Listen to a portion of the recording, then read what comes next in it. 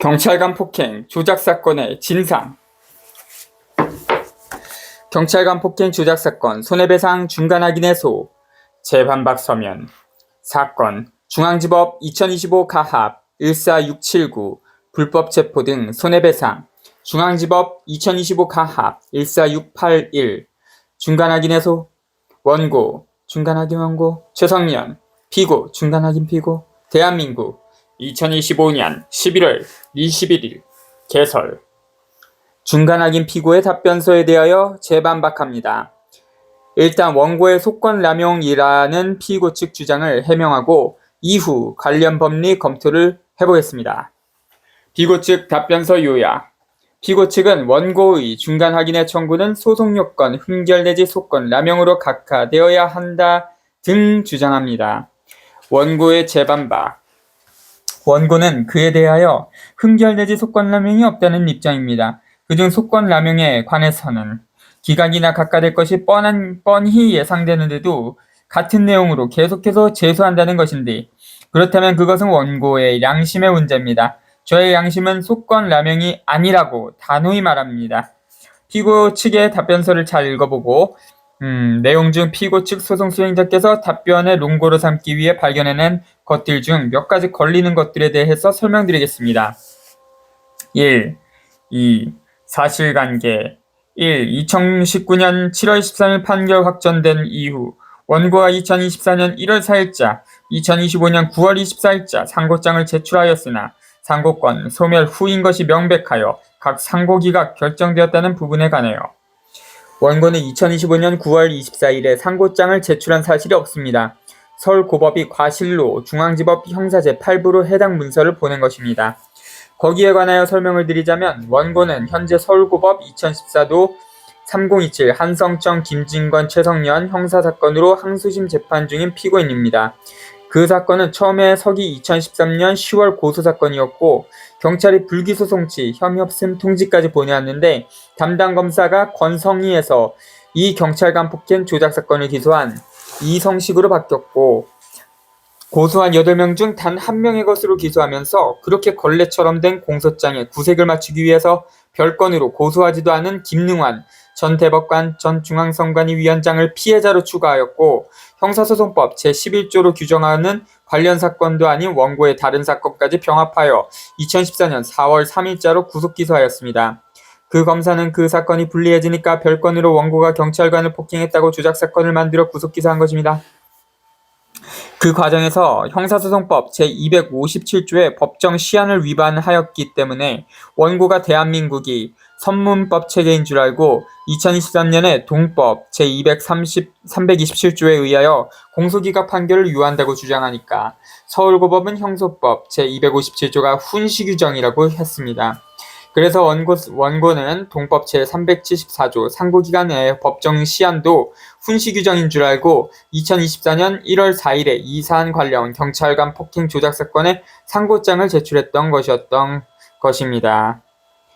그랬더니 법원은 형소법 제374조는 훈시 규정이 아니라는 듯이 상고를 기각했습니다. 그래서 헌법상 주권자인 국민이 형사소송법의 법정 시한을 위반하면 사정없이 기각 내지 각하하면서 국가기관이 동법의 처리 시한을 위반하면 법전에도 없는 훈시 규정이라는 은어를 만들어서 무제한의 자유를 주는 것이 성문법 법률 체계를 문란하게 하여 부당하다는 증거로 서울고법에 그 상고장과 상고기각 결정문 등을 제출했던 것입니다. 서울고법에 피고인 3의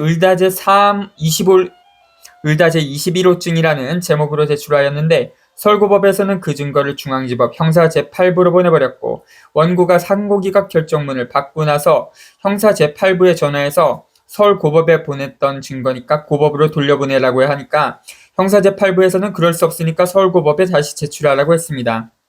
당시에는 그것을 사소한 해프닝으로 생각하고 그 이상 대응하지 않고 그냥 넘어갔는데 그 서울고법의 과실을 가지고 피고는 원고가 속건남용을 하고 있다는 듯한 논거로 삼고 있는 것입니다. 귀환재판부가 요구한다면 또 그것을 형사제 8부로 보내지 않겠다는 보장이 있다면 서울고법에 제출했던 을다제 21호증을 이 사건의 증거로 제출하겠습니다. 따라서 원고는 속건남용을 한 바가 없습니다. 2. 3. 원고의 주장의 부당성, 가. 관련 법리, 2. 관련 사건의 병합 중 원고가 2019년 3월 14일 관련 사건 병합 신청 취하서를 제출한 것으로 보인다는 부분에 관하여 형사소송 규칙 제7조에 따라 정지된 소송 절차가 2019년 불법 재개된 이유. 원고는 2019년 3월 14일에 사건 병합 결정 신청 취하서를 냈는데 그것은 이미 재판권 없는 피고의 부적법 절차 불법 행위 이후의 것입니다. 당시 병합 신청에 대한 어떠한 결정이 없는 상태였으므로 형사소송규칙 제7조에 따라 소송 절차가 정지되어 있는 상태였기 때문에 중앙지법 형사 제8부에게는 재판권 자체가 없었습니다. 원고가 취하서를 낸 이유는 원고가 신속하고 공정한 재판을 받을 권리는 헌법 제27조에 의하여 보장된 원고의 권리인데 병합도 안 된 상태로 장기 방치만 되어 피해를 입고 있다고 느꼈기 때문입니다. 2016년 중앙지법 형사제8부 재판장 김성대 판사가 토지 관할 병합 통지를 보내기로 하고 기일 추정되었을 때 당연히 곧 병합되지 않겠나 하고 예상했었습니다. 원고는 사건 전반의 실체를 파악하고 있어서 적법 절차에 따라 공정하게만 재판한다면 100% 승소하리라는 확신이 있었고 피고가 당연히 공정한 재판을 할 것이라고 믿었는데 피고는 그 신의성실 원칙을 배신하고 사기극이라 할 사기 재판을 했습니다. 그리고 다시 말해 이미 재판권 없는 법원의 불법행위, 소송 절차 재개 이후에 취하서를 제출한 것이므로 그 후행 행위, 모든 재판 절차 판결은 전부 당연무효입니다. 2019년에 불법으로 제기하게 된 사정을 설명하자면 이렇습니다.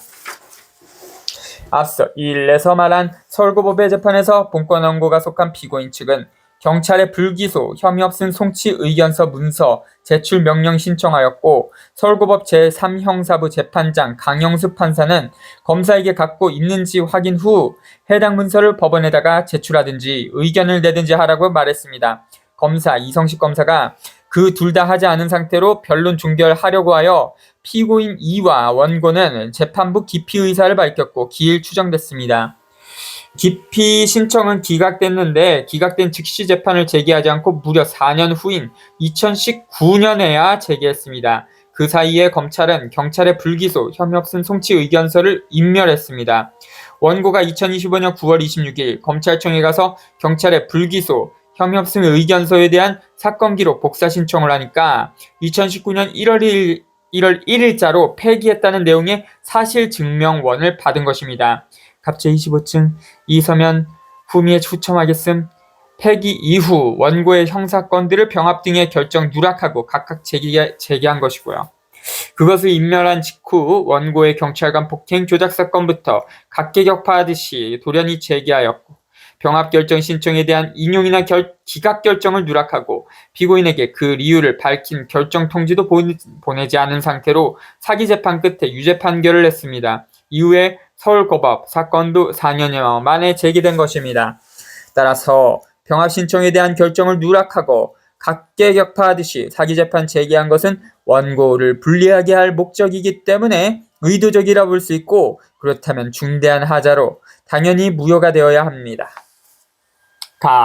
불법행위 이후 피고일 소속 법원은 피고의가 정당한 이유 없는 불출석 사유서를 내고 불출석하자 원고가 신청한 증인 신청을 기각하였고 원고가 재신청하자 무시하고 변론 종결했습니다. 즉 피고인 측이 신청한 증거조사는 막무가내식으로 뭉갠 것이고 이것은 헌법 제12조 강제적인 증인 소환의 명백한 위반입니다. 갑제 11호증 그래서 매우 찜찜하게 느낀 원고가 피고 이의 조서들에서 증언의 일관성이 없다는 것을 공판정에서 밝히려고 선고기일 7일 전에 증거조사를 위한 변론 재개 신청을 하니까 피고일 소속 법원은 이미 종결했다는 이유를 대며 정당한 이유 없이 기각하였습니다. 즉 피고인 측이 신청한 증거조사는 막무가내식으로 뭉갠 것입니다. 갑제 11호증, 갑제 16호증의 2, 녹음 파일 USB 경찰 제269 기동대장 이상국 경감이 집시법 위반하고 일반교통방해죄로 체포해서 연행하세요 라고 말한 후 피고의를 포함한 부하들이 원고를 강제 연행했고 그 후 그 집시법 위반하고 일반교통방해는 다 쏙 빠지고 공무집행 방해로 기소한 것인데 법원은 판결문에는 피고의가 3번에 걸쳐서 체포 고지를 했다고 사기를 쳐 놓았습니다. 아무도 체증 영상을 못 볼 것이라는 자신감을 가지고 고의로 사기 판결문을 쓴 것입니다. 가장 심각한 것을 말씀드리겠습니다. 피고인이 일관하여 공소사실을 부인하고 공소사실을 인정할 직접적인 증거가 없어 피해자의 진술만으로 유죄를 인정하기 위해서는 진술 내용 자체의 합리성과 타당성뿐만 아니라 객관적인 정황과 경험칙 등에 비추어 피해자의 진술이 합리적인 의심을 할 여지가 없을 정도로 공소사실이 진실한 것이라는 확신을 가지게 하고 피고인의 무죄 주장을 배척하기에 충분할 정도의 신빙성이 있어야 한다. 대법원 2015년 11월 26일 선고 2014도 7945 판결 대법원 2017년 12월 30일 선고 2016도 21231 판결 대법원 2019년 7월 25일 선고 2019도 6576 판결 등 참조. 출처 형사전문 변호사 피해자의 진술이 유일한 증거인 경우 피해자의 진술에 피고인의 무죄 주장을 배척하기에 충분할 정도의 신빙성이 있어야 한다. 작성자 전홍관 변호사. 그런데 피고일 소속 법원은 원고의 형을 가중하기 위해 피고의가 원고에게 폭행당했다는 시점까지 변경하는 허위 진술을 했는데도 판결문에 그것을 사소하다고 사기치며 절대로 유죄로 판결할 수 없는 사건을 유죄 판결한 것입니다. 갑재 19호증. 3. 관련 법리 검토. 피고 측 답변서에서 3. 원고 주장의 부당성, 관련 법리, 이 관련 사건의 병합 부분을 검토해 보겠습니다. 그중 두 번째 문단을 보면 피고 측은 항소사건 병합심리가정으로 형사소송규칙 제4조의 2 항소사건 병합심리를 법적 근거로 들고 있습니다. 항소사건 병합심리의 법적 근거로 형소규 제4조의 2를 든 것은 일정 정도의 타당성은 있으나 항소사건 병합심리의 법적 근거를 형소규 제4조의 2만을 단독적으로 드는 것이 적당한가? 즉 제3조 등을 준용하던가 제3조 등을 준용하거나 따라서는 아니 되는가? 아니면 형소사건 병합심리 관련해 제4조의 2 이외의 다른 형소법 및 형소규를 유기적으로 적용할 수 있는가에 문제가 있습니다. 예를 들어서 항소사건의 병합심리라 하더라도 항소법원의 재판부가 직권으로 토지 관할 병합통지를 다른 항소법원으로 보낸다든가 아니면 소송 당사자의 신청이 있든가 하면 형소규 제7조 소송 절차의 정지에 따라서 소송 절차가 정지됩니다. 형소규 제4조의 2의 내용만 가지고는 소송 절차를 정지할 근거가 없는 것입니다. 마찬가지로 사건 병합심리를 위하여 소송 절차가 정지된 상태를 해지하고 법원 재판부의 재량에 의해 병합되거나 분리 상태의 사건을 재개하기 위해서는 법원의 병합 결정이나 신청 기각 등의 결정이 있어야만 될 것입니다.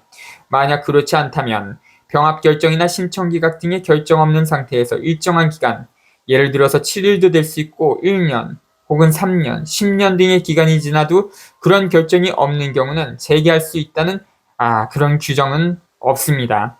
참고로 통상적으로는 형사 항소심 사건은 3개월 이내에 처리하도록 규정되어 있습니다. 이 사안의 경우 2016년 토지관할 병합통지 이후 2년 6개월 후 아무 결정이 없자 토지관할 병합통지를 보낸 법원에서 항소심 재판을 재개한 경우입니다. 7일 동안 병합 등의 결정이 없으면 언제든지 재개할 수 있나요? 혹은 1년 동안 결정이 없으면 병합하지 않은 것으로 간주되나요? 적당한 아무 때나 재개할 수 있는 것인가요? 토지관할을 달리하는 수개의 관련 항소사건의 병합심리의 경우 당연히 형소규 제3조를 준용하거나 따라야만 하는 것으로 사료되는 것입니다. 만약 법원에게 당사자에 대한 결정, 고지 의무가 없다 하더라도 병합이나 기각의 결정만큼은 반드시 있은 이후에 소송 절차를 재개할 수 있는 것입니다. 따라서 소송 절차 정지 상태의 법원 재판부에게는 재판권이 없습니다. 그로써 그 재판부의 후행 재판 및 판결까지 전부 당연무효입니다. 결어. 피고 측 답변서의 3. 원고 주장의 부당성. 이 사안에 관하여에서는 형사사건 신급별과 재심 및 재항고와 동일한 취지의 주장으로 중간 확인의 소를 다시 제기하여 소권 남용이라고 주장하는 뒤 그것들과 이 중간 확인의 소는 완전히 다른 취지임이 명백하므로 원고의 소권 남용이라고 하는 피고 측의 주장에는 이유가 없습니다. 원고의 입장에서는 본건에서 시효의 문제가 매우 중요하기 때문에 중간 확인해소 청구가 선결적으로 꼭 필요했지 결코 소권을 남용하기 위해 청구한 것이 아닙니다. 중간 확인소의 이 중요한 문제에 대해서 각하의 결정은 하지 마시고 훌륭한 이유를 들어 인용이나 기각의 판결을 한다면 귀원재판부가 사법정의의 증진에 의미 있는 기여를 하게 될 것이라 생각됩니다. 귀원재판부와 상대방의 로고에 감사드리고 긴 서면을 잘 읽어주셔서 감사드립니다. 끝. 후첨 1. 갑제 25호증 사실증명원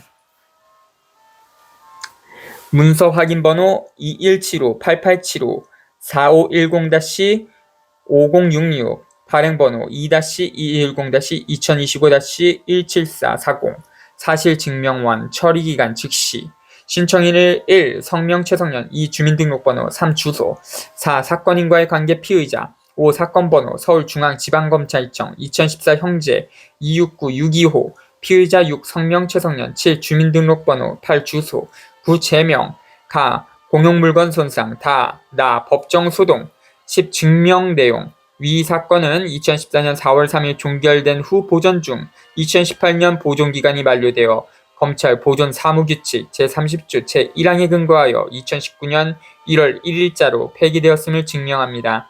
11. 용도 사실 확인용 12. 부수 1. 위 사실을 증명하여 주시기 바랍니다. 2025년 9월 26일 신청인 최성년 서명 또는 날인 구비서류 없음 수수료 있음 위 사실을 증명합니다. 서울중앙지방검찰청 검사장 서울중앙지방검찰청 검사장인 검찰 2025-2016-BDD-010-2464-1327 100-00-00-36-007 출력본 생성일 2025년 9월 26일 1-1